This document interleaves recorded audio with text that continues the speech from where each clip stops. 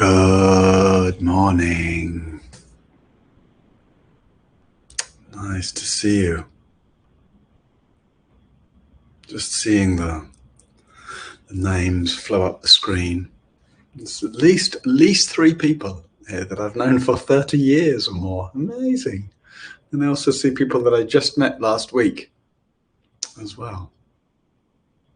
It's kind of just, well, we often appreciate the geographical span, right? How many different people are here in terms of space, just, countries, continents. But I'm also just struck by a sense of connection over time. And beautiful. All right, friends. Nice to see you. I mentioned yesterday, but I have a train to catch this morning, and I hadn't quite realized that we're due to finish at 9 a.m. French time, and my Eurostar to London is at 10:07. So it's like, and I've got to get to the station and check in and all. So I realized that I'll need to finish a little, like 10 minutes earlier, so as to get to the station. Luggage ready by the door. All right. So so I won't say much, so we can sit, maybe still have a little time for questions. We've been talking about naturalness all week. And firstly, just to appreciate, I think it was Ruth put it in the comments, just to appreciate your steadiness throughout the week, all those of you who've kind of stepped into that commitment and shown up every day. We spoke about that on Monday, the way the intention might still be there to go all week, but the way the actions sometimes fall behind the intentions. So if you've made that kind of extra commitment this week, good for you. Yeah. And also, yes, Shana Tova, for all those for whom Rosh Hashanah is happening. There's, I think, starts today maybe. And for all those for whom that's a really significant moment of the year. We've been talking about naturalness. And I thought, Friday, end of the week, often a little more heart focus on the Friday. So I thought we might do a little chanting to find our way into meditation. And just talk a little bit, what's the natural condition of the heart? What's the natural condition of the heart? And there would be a lot of ways to speak about that. The simplest way to speak about it is the natural condition of the heart. And by natural, I mean when it's unarmored. Because often our hearts are kind of just absent to us. Just not, we're busy thinking about, or we're busy or doing, and just, what's the condition of the heart in any given moment? Often we just don't know. Right? Heart's often either unavailable to us, or it's flooded with drama. This is happening, that's happening, I can't believe it, what did they do, how could they say that, I go, the dramas of how I am, how others are, how the world is, and the way all that may be true. I know this, there's something going on with me, there's something going on with someone else, there's plenty going on with the world. But the way, rather than actually feel what that's like, what's it like to be impacted by the stuff going on for me, the stuff going on for others, the stuff in the world. Naturally, the heart's response is to take in and to metabolize. The natural response of the heart is to kind of slow down and feel and digest. The natural response of the heart is to care for that which is happening, without shutting down, without getting flooded. The natural condition of the heart is to expand, to make room for things. So, shorthand for the natural condition of the heart is love, right? And then that can have a lot of different flavors, like the 4 flavors the Buddha talks about: metta, karuna, mudita, upekkha. Metta, just that general sense of goodwill. That's a flavor of the natural heart, just a feeling of friendliness towards whatever's happening, towards whoever one's with, towards just the basic stuff of life, towards this moment's experience. Basic friendliness, goodwill, metta. Or when what's happening is difficult, then the flavor is that of compassion. that sense of the way the heart loves through caring for that which needs care, caring for that which is unpleasant, painful, difficult, confusing, hurtful. And then mudita is that flavor, right, of the natural heart's flavor when confronted with beauty, when confronted with goodness, is to actually soak it in, to rejoice in it. A rejoicing heart, mudita, rejoicing in goodness, in beauty, in delight, in pleasure, in fun, in the ways human beings can actually be incredibly sweet and kind and beautiful to one another. Oh, it's like letting the heart be nourished by goodness and beauty. And then that upekkha space, that's that last quality, flavor of love. When that little heart recognizes, oh yeah, there's like so much that's out of our control, and just like the expansiveness to allow things to have their movements without creating drama. Yeah. So just that sense, we might just check in for yourself. Oh, what's the condition of the heart this morning? And if it's troubled, if you feel like you're troubled by anything, if the heart's troubled by anything, well, can you be tender with that? Then you're kind of already evoking qualities of the natural heart, the free heart. Oh, let me be tender with what's happening. Let me make room for what's happening. Yeah. Yeah.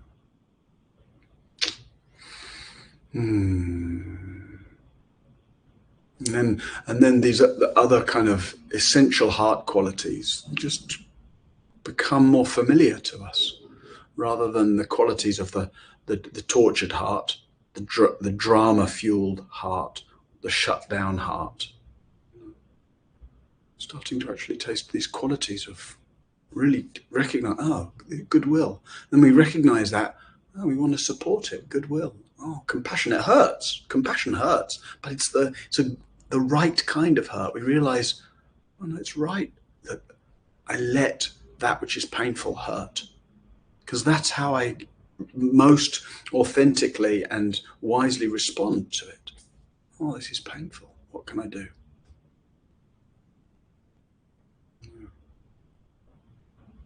And then other heart qualities like dana, right? Generosity, that wish to support, wish to care, wish to offer, wish to serve. How can I be of help? Oh, what can I do? And not because I think it's a good idea, but because the natural wish of the heart is, how can I be of some support?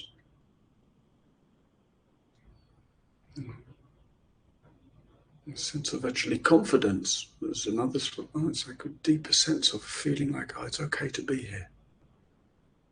Even, it's good to be here. It's good to be here. Being in a human life, a human body, a human mind can have all its dramas and challenges, but as we actually settle, as we digest some of our emotional baggage, as we get clearer about and drop some of our psychological patterning, we realize increasingly that the most fundamental relationship of consciousness to life is, it's good to be here. Fundamentally, it's like there is, as we strip away the rest, there's a way in which we find most fundamentally, it's good. It's good to be in a human life. It's good. And then we start to trust that goodness, and that's also a quality of the free heart. Oh, trusting that goodness. And so these different facets of freeness start to become just our more natural states: ease, joy, delight, goodwill, compassion, spaciousness. It's like that's where we start to live increasingly. We start to live in the recognition of and the resting into the free heart and its different qualities which will happen according to conditions. When we're confronted by that which is beautiful, oh, mudita, rejoicing, delight, gladness, gratitude, wonder, appreciation. When confronted by that which is painful, compassion. When confronted by there's something that needs some attention, and we can dana. That moving through the world with all its complexities, metta, general goodwill, etc., etc. So, friends, here's to the free heart. Here's to us just coming inside and coming inside. Here's to the courage that it takes to face the conflicted conditions of heart that shut us down or flood us. Here's to the qualities of patience and tenderness that it takes to let the heart kind of dare to soften and open, to relax and widen, to embrace whatever's happening. And here's to our practices that allow this liberating journey to happen. All right, and here's to you, the goodness of your practice, the very fact that you're here, and the evidence of the heart's longing for freeness. All right, let's sit together a little. Let's find our way in through our heart's chant. Just chant Om Mani Padme Hum, letting the voice really open up and soften. Let the throat and the chest and the belly be loose. Maybe just feeling the resonance of sound and intention be in the heart. Om Mani Padme Hum, Om Mani Padme Hum, Om Mani Padme Hum, Om Mani Padme Hum, Mani Padme Hum, Om Mani Padme Hum, Om Mani Padme Hum, Om Mani Padme Hum, Om Mani Padme Hum. Om Mani Padme Hum, Mani Padme Hum, Mani Padme Hum. Om Mani Padme Hum, Mani Padme Hum, Om Mani Padme Hum. Om Mani Padme Hum, Mani Padme Hum, Om Mani Padme Hum. Om Mani Padme Hum, Mani Padme Hum, Mani Padme Hum. Om Mani Padme Hum, Mani Padme Hum, Mani Padme Hum. Om Mani Padme Hum, Mani Padme Hum, Mani Padme Hum. Om Mani Padme Hum, Mani Padme Hum, Mani Padme Hum.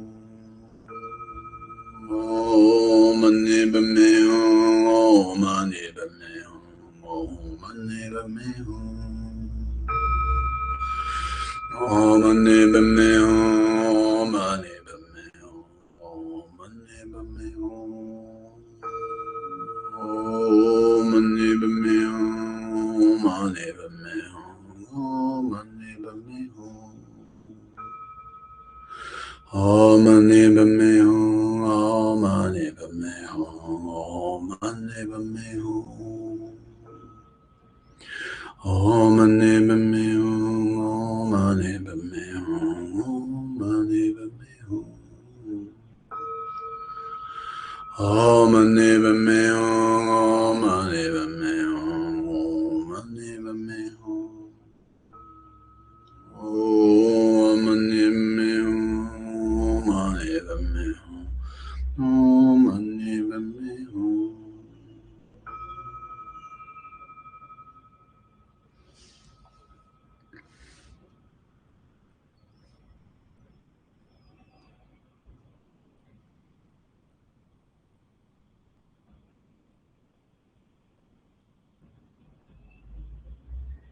So settling into your seat of meditation.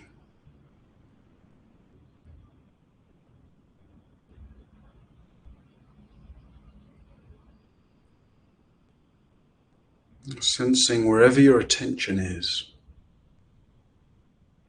seeing if the whole field of your attention can just gently gather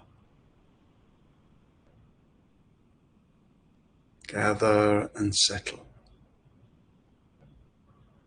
gently soaking into the feel of body sitting in the way that gentle rain would soak into the earth.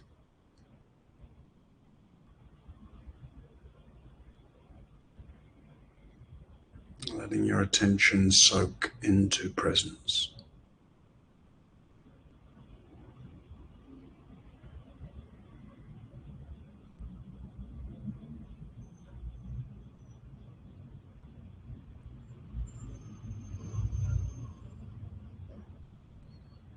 One of the qualities of the free heart is tenderness.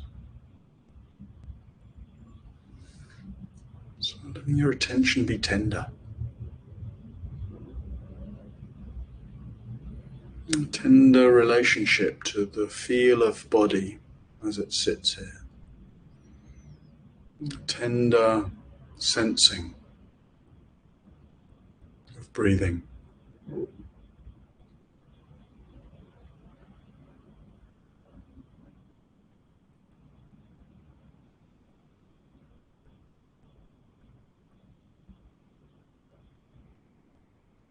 See if you can really let yourself feel that it's good to be here.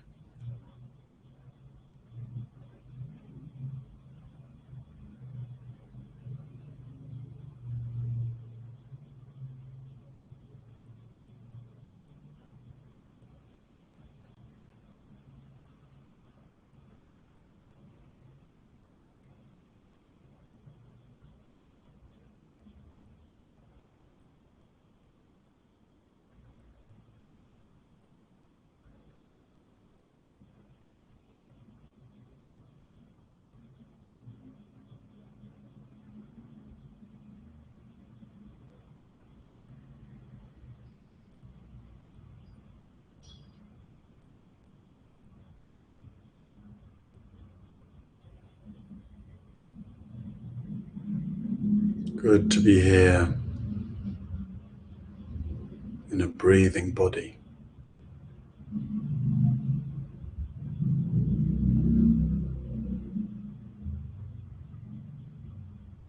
Good to be here in this sensory realm, in the miracle of these senses that we're able to see, hear, feel.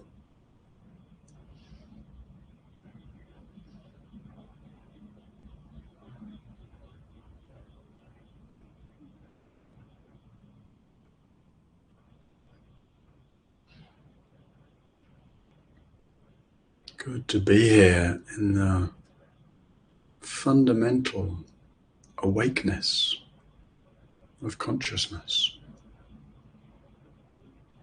this luminous human awareness.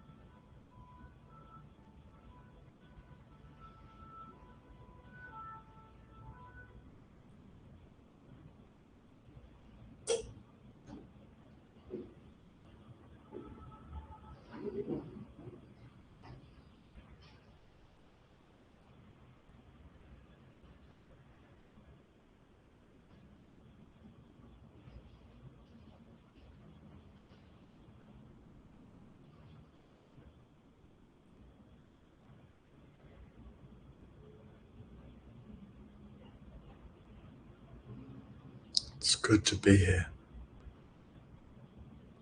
to be present enough to open the heart to whatever's happening.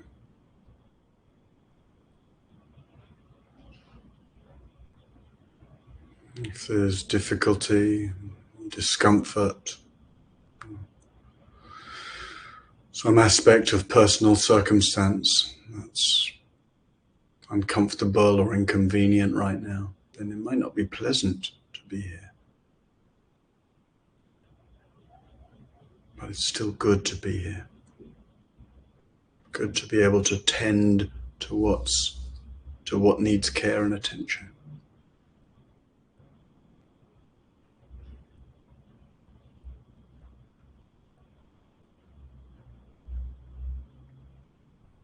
Good to be able to train our attention.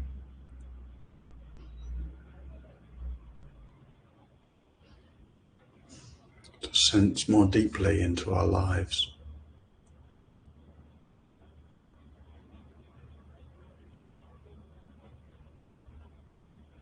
To establish some presence, steadiness, openness.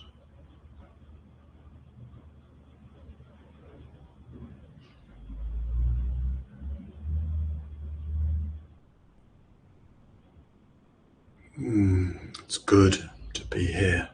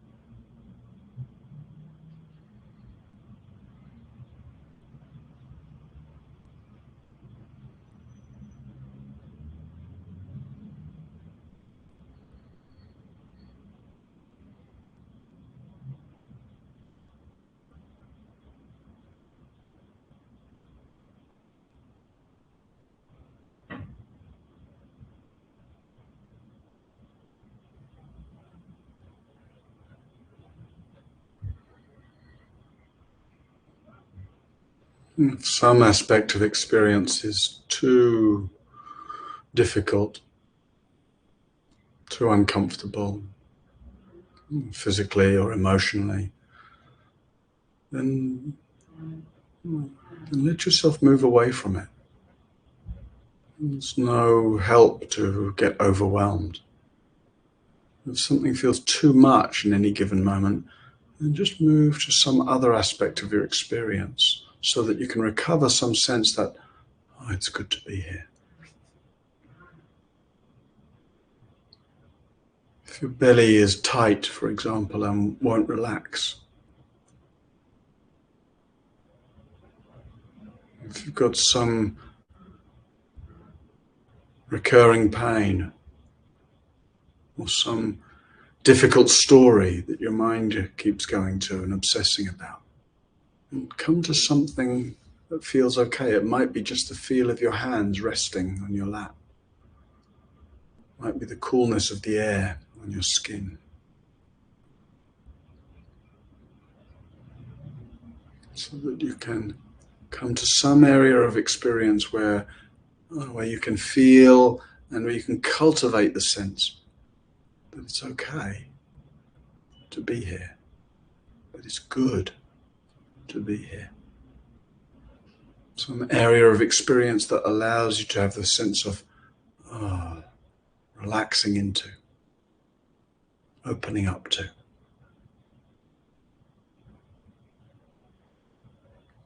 Allowing the blessing of being conscious in this moment,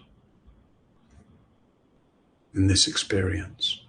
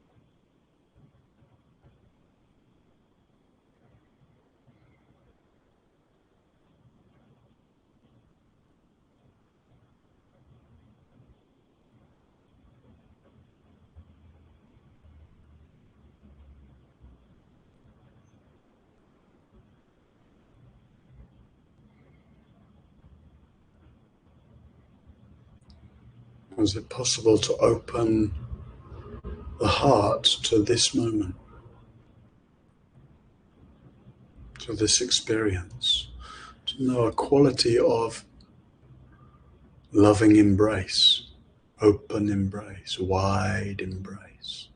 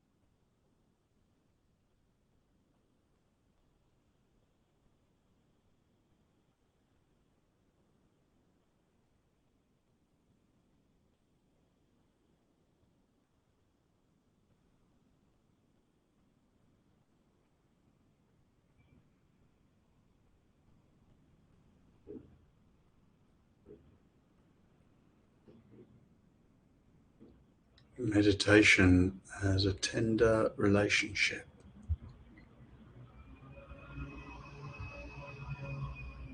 with whatever's here right now. A caring relationship towards whatever comes and goes.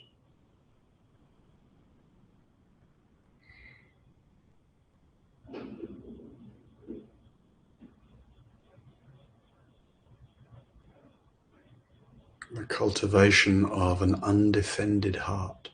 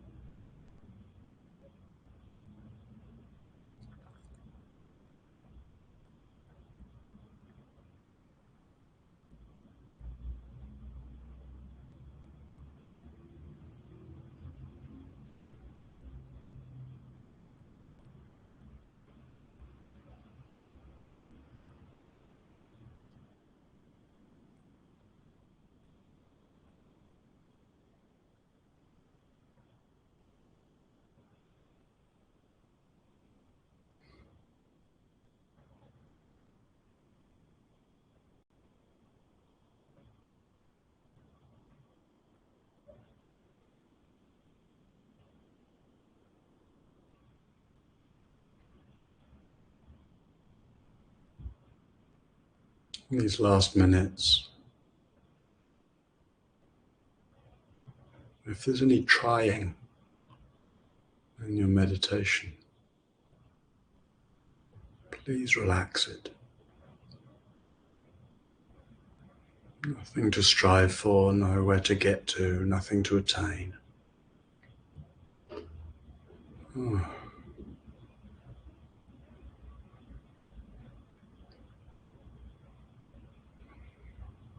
Open-heartedness arises from ease and relaxation, from gentle presence.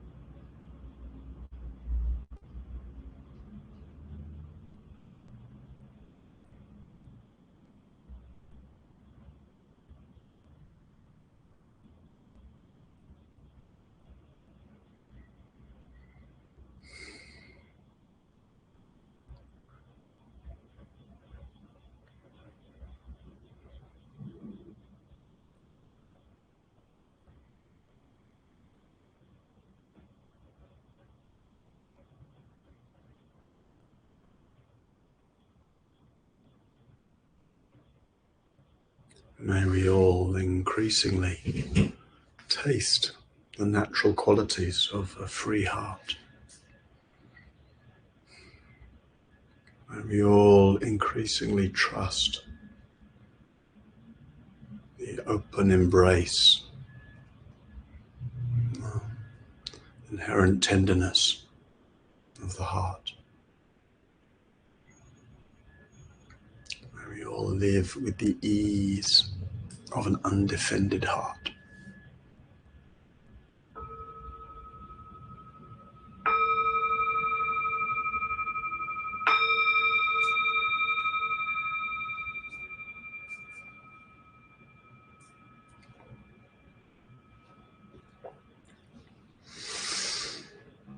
All right. All right. Nice to share the morning's meditation with you, the week of practice with you. A lot of appreciation for those of you, as I said earlier, who've kind of sort of just really committed to showing up every day. And if you haven't managed to show up every day, it's also okay. There'll be another week next week to show up every day for. So, as I said, I'll need to shorten this session a little bit so as to make it to my train. But the time probably for one or two questions, and also Friday opportunity to just orientate a little more towards the blessing of dana and the way in which that's what keeps the lights on here. That's what allows this to happen. So whether today or throughout the week, if you benefited from being here, and it may be that your capacity to offer is very limited, you may feel able or moved to offer what seems to you a very modest amount, just a few euros or whatever currency, or your situation may be such, material situation, heart situation, maybe much that you feel able to and are moved to and have the capacity to offer some great support, the Sangha Live, that might carry us through the year. I don't know.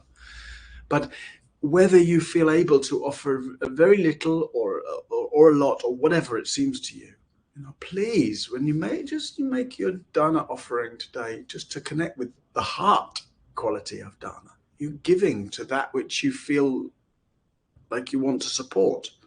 There's real beauty to that, just as an orientation of the heart. Like, oh, I want to support this. I benefit from this. I want to support this. Oh, I have some capacity, even recognizing, because we can feel kind of like, I need. So to recognize, even if one is just able to offer a few euros, I have the capacity to be one who offers, one who supports, one who can be generous. And then to feel, I'm supporting this. And then there's that sense of mutuality. I'm benefiting from this, and I'm giving benefit to this. You're supporting me directly as the teacher this week. You're supporting Sangha Live and everybody who works for it and the platform itself. And you're supporting, therefore, everyone who ever comes, right? The platform is here. This morning's meditation is here. Teachings and practices are here because of your support. So that means, you're very directly making it possible for others. So that's the sense, right? It's just having the turning of the Dharma wheel, the availability of teachings and practices be something that's heart-based, heart-moved, heart-motivated, so that the heart is the engine of our care for each other, our support for each other. Yeah. Very good. Okay, let's see. Did I see a couple of questions somewhere? I see a lot of appreciation. It's nice. No, I'm just somebody's asking if I'm just passing through London. I'm not staying. I'm teaching at Gaia House, a week retreat starting next week, starting on Monday. So I'm just sort of passing through London en route to Devon. Where was it? Gwen says, I have a really busy mind as I'm about to embark on starting to plan to build an eco house early days, nothing seems to work to quieten my mind. Not try not trying, but thoughts keep circling. Yeah, so when something's very generative, right, when you're in a lot of creative process around something, so there's the different, you can see that it's important to distinguish between the sort of creative visioning that can happen, which is inevitably an important part of the process, right? And I say that as, you know, I've designed and built quite a few buildings, like through the whole process, like actually doing the designing, drawing, doing the drawings, designing the space, and actually ordering the materials and building the whole thing. You know, at the Moulin, we've done quite a lot of eco building, straw bale houses, lime and hemp work, etc. And to distinguish, Gwen, between the creative visioning, oh, this is possible, this, and that just, it does need quite a lot of thought. You know, I spent a lot of time walking around in my mind in the buildings I was designing, like walking around to figure out where everything, what materials are used in different places, how the spaces work, where the light switches are going to go. And so and there's a kind of potency to that. One can be doing that and just get lost in endless sort of speculation. But one can also do it sort of as a practice, recognizing, wow, this is the generative, creative, imaginative genius of a human mind, and letting it do its creative, generative genius thing. You know? So just to distinguish between that, which needs some support, and you'll get the benefit then of that, or the bit that's just kind of endless, habitual, anxious rumination, or endless, habitual, excitable rumination. Oh, that, it's going to be like that. Oh, that would be great. Or, oh, that could go wrong. What about that?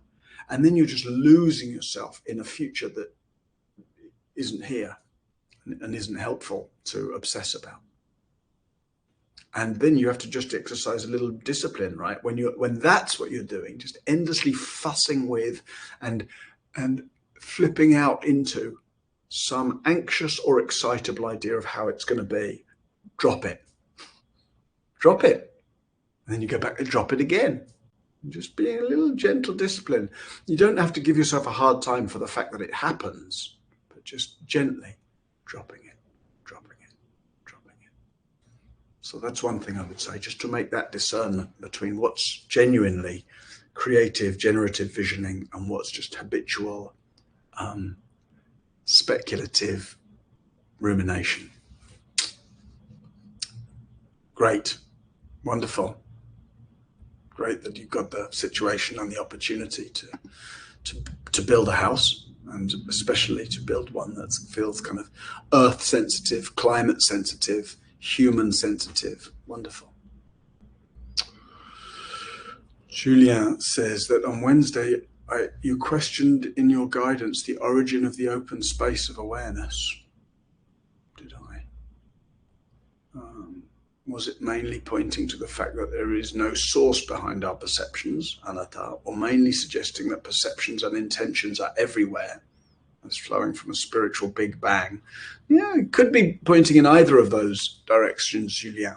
It's not so much that I'm trying to evoke a particular response, and I can't remember quite how I questioned the origin. Maybe I said something like, oh, what is it that's knowing this moment? Something like that. Yeah. Where does awareness come from? I don't know exactly.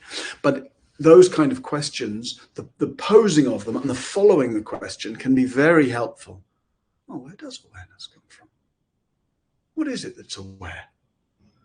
But if we try to actually find any kind of neat answer, we shut the inquiry down.